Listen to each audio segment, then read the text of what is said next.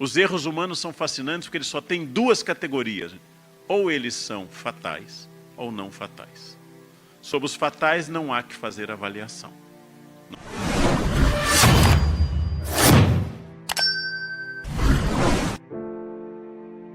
No qual o mestre de cerimônias dizia que eu tinha vários livros publicados, silêncio, que eu era professor da Unicamp, silêncio, formado na USP, silêncio, tinha sido convidado para dar aula na Inglaterra e na França, silêncio, e aí no final disse, e ele é daqui, gente, ele é gaúcho, aí todo mundo aplaudiu. Velha característica gaúcha, né? O importante é ser daqui. É ser daqui. E é um prazer sair de São Leopoldo há 30 anos para ir a São Paulo e tenho voltado com frequência ao meu estado. E é um prazer voltar para falar de um tema e de um tema num momento em particular muito importante na história do Brasil. De alguma forma, a polarização que o Brasil vive, ela é vivida há mais tempo no Rio Grande do Sul. Nós somos, por excelência, o estado de chimangos e maragatos, de colorados e gremistas. E essa bipolaridade foi sendo atualizada de muitas formas. O Brasil descobriu essa bipolaridade há pouco tempo.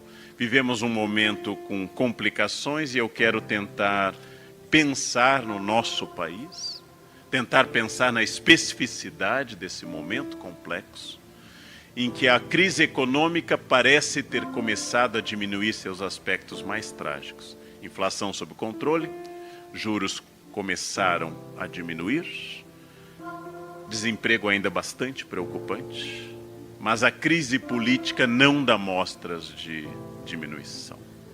Então vivemos um momento atípico e eu queria ressaltar que, em particular, quando olhamos o cenário de Brasília, é complexo pensar que no Congresso Nacional, está a alma de todo regime democrático. O Legislativo é o coração de uma democracia. Então é difícil eu, um entusiasta do Estado de Direito, entusiasta do regime constitucional, entusiasta da ideia de habeas corpus, liberdade de imprensa, liberdade de expressão, ter que defender o fato de que o Legislativo é, de longe, o órgão mais importante da democracia.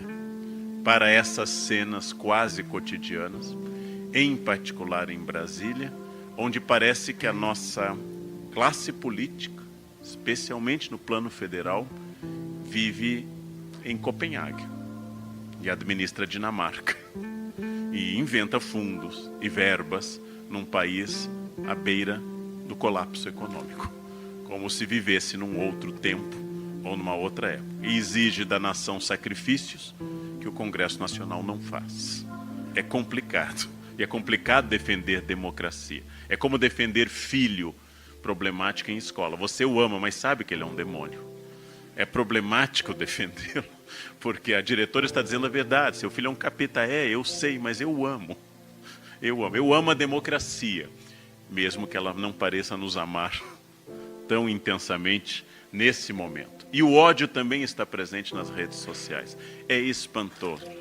Ontem, na Biblioteca Nacional, eu comentava para um público seleto como esse, que nada me espanta mais do que o fato de que os meus odiadores profissionais são mais fiéis a mim do que os meus seguidores. Eu tenho pessoas que diariamente me mandam mensagem, eu te odeio, tudo que você escreve é uma porcaria, odeio todas as suas... e diariamente me leem. E fica a seguinte pergunta, para dar um exemplo bobo. Eu, Leandro, odeio um tempero chamado coentro.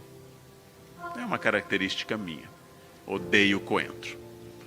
Logo, eu não compro, não uso, não consumo. Isso não me torna melhor ou pior gostar de coentro, preferir salsa, não é nada extraordinário. Há pessoas que parecem que odeiam coentro e diariamente comem coentro. Um colega meu filósofo, com quem dei palestra 2 dias na Bahia, disse que a coisa mais fiel do mundo é o ódio. Por isso que o amor não dura para sempre, mas o ressentimento de um ou de uma ex é para sempre. Ex é permanente, ex nunca passa. Então esse ódio demonstra também uma capacidade de transportar para um plano que às vezes é fatal. O que aconteceu nos Estados Unidos é espantoso. Um rapaz racista, já bastante grave isso. Um rapaz racista dirigindo um carro avança sobre uma multidão, atropela e mata uma pessoa. É bastante grave o grau de ódio que chega. Num momento que o presidente dos Estados Unidos se revela um incentivador de xenofobia e interpreta que a expressão Casa Branca é literal, que ela tem que ser branca mesmo. Nesse momento, os racistas que andam nas sombras se sentem incentivados a irem à luta. Racismo não é apenas crime inafiançável no Brasil, é também uma quebra de ética e é também uma imbecilidade do ponto de vista técnico-científico. Mas essas coisas acontecem. Essas coisas existem naquilo que o grande sociólogo Zygmunt Bauman, polonês de nascimento, mas morou na Inglaterra a vida inteira, Bauman diz que vivemos uma época de mundo líquido. Os jovens talvez não notem isso. Aqui há pessoas com pouca idade. Eu fui criado num mundo de certezas. Quando minha mãe nos batia, não havia dúvida nenhuma que era para o nosso bem. Éramos tratados como chantilly, bate que cresce. Quanto mais batesse, mais crescia. Quando meu pai proibia algo, não havia culpa alguma. Minha escola, Colégio São José, alemão católico, não tinha dúvida nenhuma que era errado fazer alguma coisa. Eu fui criado num mundo sem dúvidas. Fui criado num mundo sólido e não num mundo líquido. Fui criado com certezas, certezas absolutas sobre praticamente tudo. Quando faziam coisas conosco, era sempre para o nosso bem. Não havia trauma infantil. Não havia bullying. Nós tínhamos que correr. Não havia bullying na escola, para não apanhar. Porque se apanhasse na rua, apanharia em casa. Por ter apanhado na rua. Não havia trauma. O trauma foi inventado num congresso depois. E essa geração foi preparada para um mundo que não ocorreu. Eu fui treinado e bem treinado por excelentes formadores no São José, na Unicinos. Por exemplo, sou portador de um diploma de datilografia. Tão útil hoje como escrever com pena de ganso. Porque quem nunca fez datilografia, qualquer pessoa com menos de 30 anos, quem nunca fez datilografia, quem não tem na cabeça o mantra ASDFG, C cedilha LKJH, quem não sabe usar liquid paper, quem não sabe usar Errorex, quem não sabe isso, digita mais rápido do que eu. Eu sou um professor que sabe fazer provas em mimeógrafos. 7 da manhã, aquela lufada de álcool. Por isso tantos colegas do magistério entraram no alcoolismo. De manhã cedo, aquele álcool nos narizes. Eu sei usar retroprojetor. Eu sei passar um fax. Isso já ficou no passado. Mas tenho dúvida entre cabo HDMI e USB, quando vou utilizar.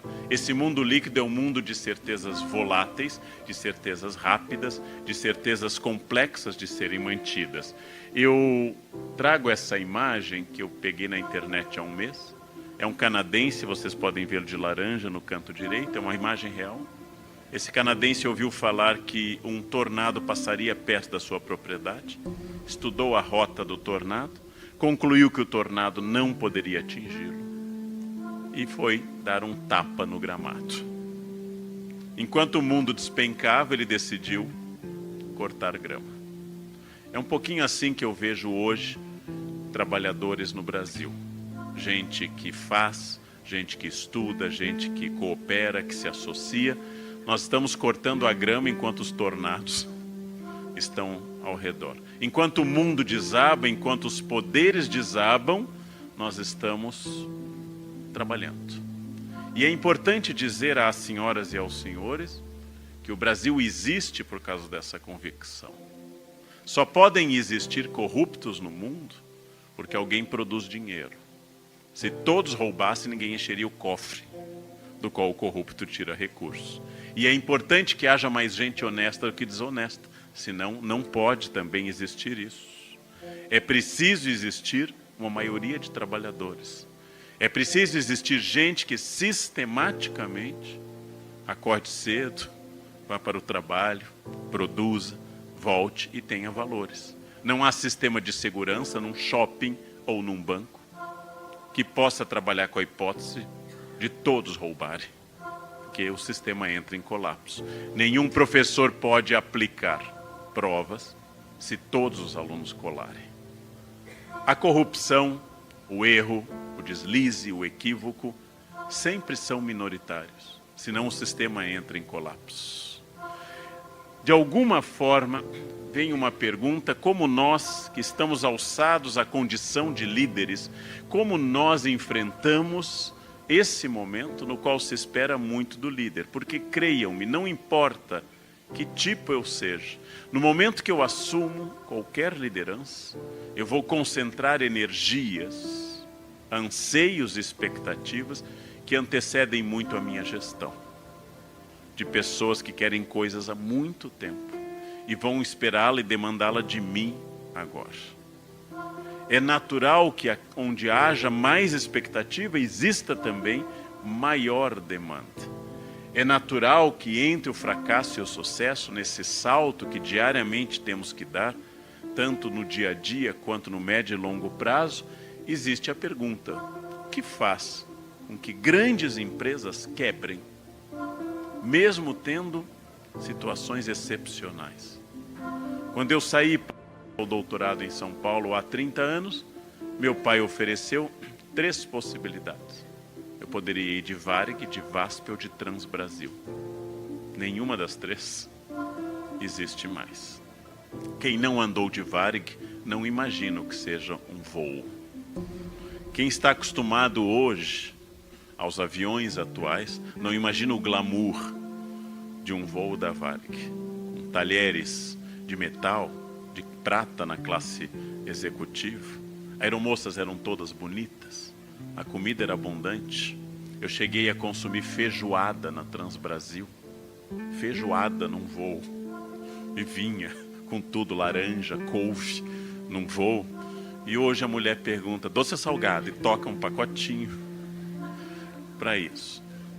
Eu nunca estudei o case da Varig para saber a exata razão, sei que tem a ver inclusive com planos econômicos de congelamento de passagens, mas a Varig controlou praticamente o mercado aéreo nacional e tinha praticamente o monopólio do mercado brasileiro internacional. E quebrou. Não estudei o case para poder falar. Mas se nós pensarmos nas mulheres que mais vivem no planeta Terra, mulher vive mais que homem.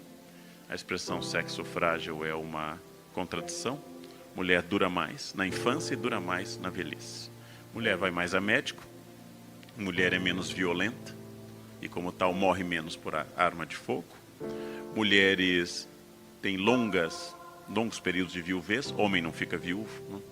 O homem já sai da missa do 7º dia da falecida, já olhando as amigas e já dando o próximo salto, que o homem não fica sozinho. Mulheres viúvas muitas vezes consideram-se livres, vão ser felizes, enfim. Choram o falecido, mas a sua lágrima mistura a dor do que passou e a alegria da liberdade. E de todas as mulheres que duram mais, as japonesas são as que mais duram. A maior quantidade de centenárias do planeta Terra está no Japão. Entrevistas com essas mulheres tentam responder a seguinte questão de sucesso: o que leva um ser humano a se tornar um supercentenário? Supercentenários são as pessoas com mais de 110 anos. O que leva alguém a ser um supercentenário? E as japonesas dão a resposta que eu leio sempre com atenção. Uma diz com clareza: nunca bebi, me afastei do álcool. Nunca coloquei álcool na boca, por isso cheguei a 112. A outra explica: todo dia uma dose de saquê para relaxar à noite, tenho 114. A outra diz: foquei na família, meus filhos, netos e bisnetos, não casei e sem preocupações, cheguei a essa idade. Uma diz que faz exercício diariamente, a outra que é religiosa, a outra diz que nunca se exercitou e assim não desgastou as juntas e está intacta. Uma atribui ao budismo, outra ao peixe, outra ao ar que ela mora, outra se manter focada na família e nos empreendimentos. Em resumo, não tem nenhuma fórmula. Nós não sabemos por que as pessoas duram muito. Eu tenho condições matemáticas. Coma com equilíbrio, faça atividades físicas supervisionadas, visite um médico, tenha ancestrais longevos, isso é importante, que você aumenta a grade matemática da sobrevivência. A grade matemática. Mas o que explica um ser humano imortal como a Rainha Elizabeth II? O que explica isso? Uma Highlander? Não sei. Ela própria não sabe. O príncipe Charles não sabe e lamenta diariamente, porque ele só exercerá o cargo por falecimento da administradora, que é a sua mãe. Nós não temos uma fórmula exata, mas tudo que eu falo de administração ou de saúde é a grade matemática. Tal como São Paulo, tal como Rio de Janeiro, Porto Alegre é uma cidade que infelizmente enfrenta altos índices de violência, tal como qualquer grande cidade. Significa que se eu sair pelo Parque da Redenção com notas de R$100 me abanando à noite, a chance de eu ser assaltado é grande. Porém, os ladrões podem observar e dizerem, é um golpe. Essa pessoa está querendo uma pegadinha e não se aproximarem, porque ladrão não é burro. Ah, gente honesta pode ser burro, ladrão não pode ser, né? Então, não vai assaltar. É a chance matemática. Se eu comer moderadamente, se eu fizer exercício, eu aumento a chance. Se eu comer apenas picanha gorda dia e noite, pelo menos evito Alzheimer, porque não vou chegar à idade de desenvolver Alzheimer, né? Vou morrer bem antes de chegar às doenças degenerativas. Então, eu não tenho uma explicação clara. Em geral, a autoajuda, as fórmulas empresariais, esses livros de mercado costumam dizer 10 passos para o sucesso, 5 coisas para você se tornar sexy. Eu tenho a sensação que a pessoa que compra o livro 5 passos para ser sexy, ao final do livro não é sexy. Eu tenho a sensação que quem compra o livro A Cabeça de Steve Jobs, ao final não se torna um Steve Jobs, porque Steve Jobs nunca leu esse tipo de livro. Ele nunca buscou essa fórmula. Hoje nós temos o óbvio. Eu não sei o que acontecerá amanhã. Eu não sei quem nos governará amanhã. Eu não sei em quem votar em 2018. Sou um especialista em política e temo que a cédula vai me apresentar como candidato Satanás, Lúcifer, Capeta, Cramulhão, Demônio, Beelzebu. E aí só a minha recomendação subjetiva, não é uma regra. Votem em demônio novo. Um demônio que nunca exerceu o poder no inferno, porque pelo menos ele tem ideias. Votar em demônios experientes pode significar repetir aquela faceta do inferno que a gente já conhece. Mas eu não sei o que acontecerá. Eu não previa, ao me formar em História na Unicinos, em 1985, eu não previa que eu seria convidado para estar aqui hoje. Eu não previa que eu seria uma pessoa exposta à mídia ao estudar História e Filosofia. Eu não previa nada disso. Eu me formei para ser um professor. Creio que o governador Sartori se formou também para ser um professor. Não era, suponho, pena que ele não esteja aqui para redarguir, que o governador tenha na sua infância em Farroupilha dito assim, eu vou estudar bastante porque um dia governarei esse estado. Essas coisas acontecem. Acontecem mediante, claro, um desejo nosso, mas elas não são tão lineares. Se eu, ao dar o sim no altar, soubesse tudo o que iria acontecer no casamento, pelo menos o sim não teria saído tão rápido, nem se aceita para o resto da vida. Opa! Se eu já soubesse como seria o resto da vida. A incerteza é uma marca da espécie humana. Mas existe uma coisa importante. Uma chave. E essa chave se chama preparo. Eu não sabia o que aconteceria, mas estudar me trouxe até aqui. Eu não sabia até onde eu iria, mas a dedicação a línguas, ao método, tomar decisões sábias quanto à saúde, me trouxeram até aqui. Eu não sabia tudo o que poderia ocorrer, mas ter entrado na USP e não ter entrado na turma da maconha ajudou bastante. Ainda que curso de humanas na USP sem maconha tenha dado um isolamento social também muito grande. Eu não sei o que haverá com cada cooperativa, com cada iniciativa, com cada empresa daqui para os próximos 10 anos. Ninguém sabe. Mas o preparo vai fazer toda a diferença. Santo Agostinho propõe essa linearidade, passado, presente e futuro, um futuro incerto, um futuro que pertence a Deus na ótica de Agostinho, e eu não tenho nunca a possibilidade de sair desse presente contínuo que eu estou, já que o futuro nunca chega, e o passado sempre já está para trás. Mas vamos substituir essa ideia, o passado como experiência, o que cada uma e cada um trouxeram a esse momento aqui, no bairro Menino Deus, em Porto Alegre. O que todos nós trouxemos é a nossa experiência, o que nós estamos fazendo aqui nesse encontro é ação, e o que nós pensarmos preventivamente para o futuro, o que nós trouxermos preventivamente para o futuro, trata-se da estratégia. A estratégia é a capacidade de antecipar-se ao futuro. Logo, hoje à noite, a minha fala e a fala do governador já serão experiência. E haverá uma ação hoje à noite. E o sábado se tornará estratégia. A capacidade de enfrentar o futuro é a capacidade de permanentemente ser estratégico. Permanentemente aprender com o erro, que é a mensagem que a estratégia nos manda como entidade. Erro quer dizer, mude a estratégia. Tome mais cuidado com isso. Como diria uma senhora italiana num conto de Veríssimo, os cogumelos todos comestíveis, alguns apenas uma vez.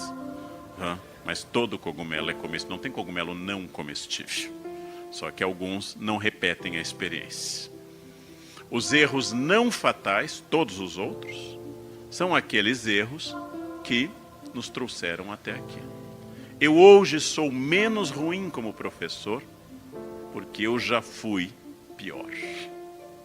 Eu hoje escrevo menos mal do que escrevia há 30 anos, porque já errei bastante.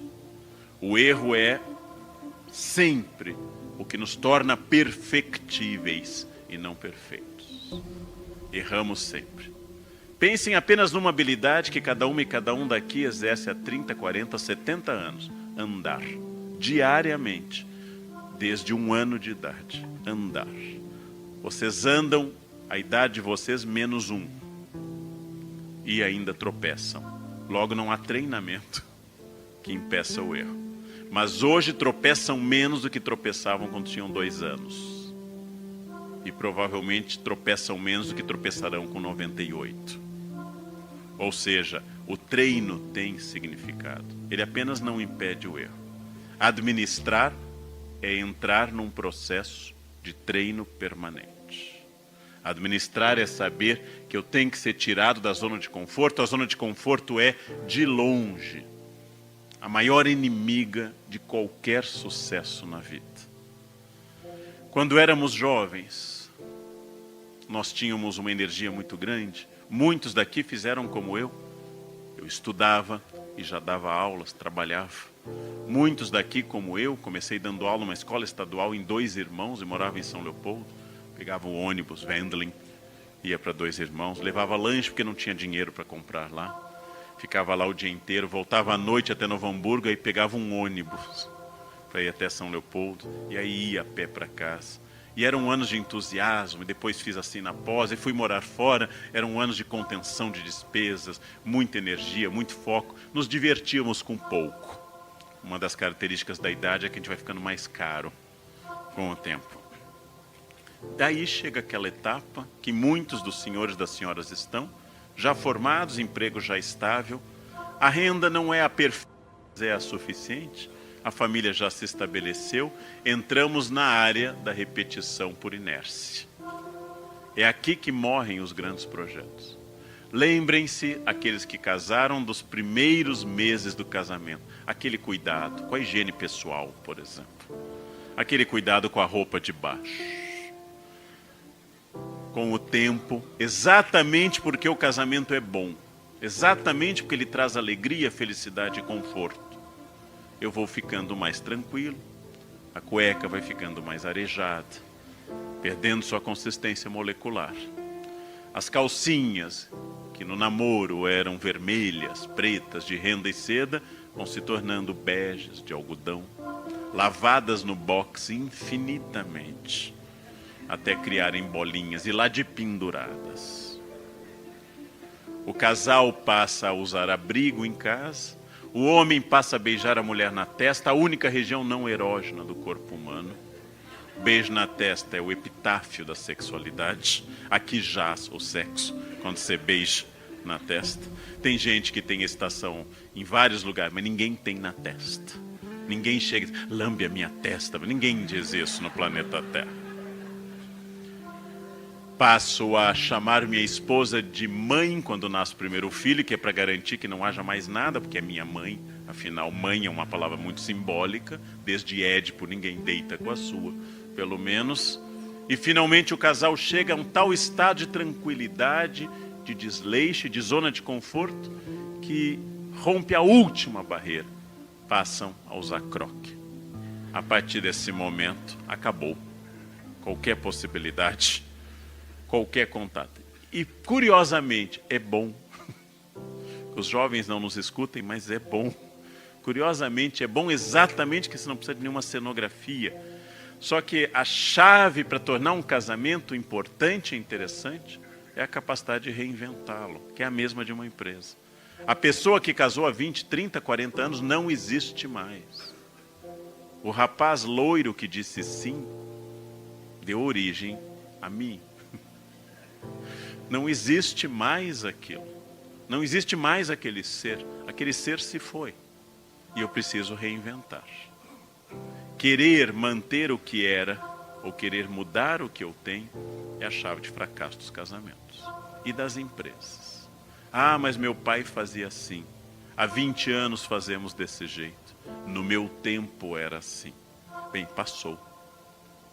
Deus inventou uma das melhores técnicas para renovação de modelos e paradigmas administrativos. Chama-se morte. Ele mata uma geração e a outra vem. Quando as pessoas não morrem, elas começam a incomodar. Como dizia um colega meu na Unicamp, eu fundei esse departamento. Eu disse, então, professor, não o afunde. Já que o fundou, não o afunde. Não, a melhor coisa que a gente pode fazer em determinado momento é entender que as premissas que me trouxeram até aqui foram válidas para me trazer até aqui, mas não serão válidas depois. Ousar ou repetir. Ficar onde não está tão bom ou ir para onde possa ser melhor. Essa é uma grande questão. Tem um momento que você acha que não está tão bom no emprego. Tem um momento que você acha que não está bom na empresa, mas você já não quer mais pagar o ônus da incerteza de empreender.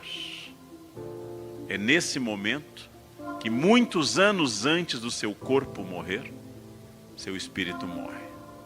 O espírito raramente morre junto com o corpo. Quase sempre ele morre antes. O corpo é a última coisa a se despedir da vida.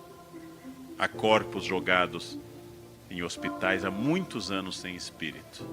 E há pessoas vivendo sem espírito em plena saúde. Ainda andam, ainda têm energia, mas não têm mais espírito. Vou usar uma metáfora agrícola em homenagem a meu avô imigrante, que criava galinhas e porcos. Até a terceira semana, um pinto, se romper a casca do ovo, morre. Ele não tem condições de viver no meio ambiente. Se ele não romper no 21º dia, ele morre. Tudo que me protege me sufoca. Tudo que me serviu para vir até aqui, em algum momento, vai me atrapalhar. Como eu tenho dito, a fórmula mais exata para eu produzir um imbecil é mimando. Mimo é a fórmula infalível para produzir um ser humano idiota. Basta protegê-lo totalmente do mundo. E ele vai chegar ao mundo como um pinto incapaz de romper a casca. Quem mima filhos lança uma mensagem equivocada. A mensagem de que essa criança vai encontrar, quando adulto, pai e mãe. Ela não vai encontrar pai e mãe, ela vai encontrar genro, nora, chefe, síndico e sogra. E ela não está preparada para isso. Ela está preparada para pai e mãe que dizem sim e acham maravilhoso tudo que ela faz. Cabe aos pais proteger, alimentar, amar, vacinar, impedir predadores, mas deixar cair e esfolar o joelho, deixar ir mal na escola se for culpa dela, e fazer entender que a cada ação corresponde uma reação. Se você perdeu a prova, é um problema seu. ou dizendo que minha mãe insistia com tanta delicadeza pedagógica. Todo problema que começa com eu é seu. É seu, não precisa nem trazer. Eu estou cansado, morra, é um problema seu. Não me traga problemas que começam com eu, só traga problemas que começam com nós. Eu é um problema seu. O cérebro humano funciona da seguinte forma. A gente aprende isso lendo neurocientistas, como Antônio Damasio, Suzana Herculano Holtz. Eu sempre obtenho e quero e busco a recompensa mais imediata. Comer esse donut é mais prazeroso que comer uma alface. A alface vai causar benefícios a médio e longo prazo. O donut vai causar um prazer imediato.